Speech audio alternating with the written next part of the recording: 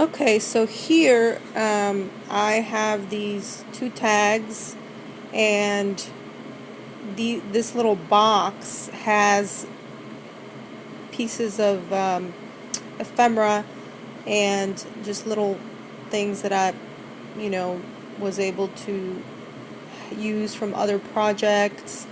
Just little bits and pieces. I know you hear me say that or those words often, but it's true. I mean, I'm using scraps and bits and pieces right now. And so I wanted to show you this video because, I wanted to, show you like this little pineapple tag. It came from an actual pineapple. And so, you find some ephemera and images in unexpected places. Those pieces I'm looking at right now were actually adhesive in the back. I got tea-dyed paper. I've got dollar store paper that's full, gold embossed or gold foiled, very pretty. And so, there's just different things that I pick up and cut up, and I try to keep them organized because really and truly, you'd be surprised when you're organizing how many ideas you come up with. So, this is just kind of giving you an idea of just different things I had laying around in this little miscellaneous box that I want to use for, potentially putting together that tag. So, ultimately, though, I believe I end up using some Dollar Tree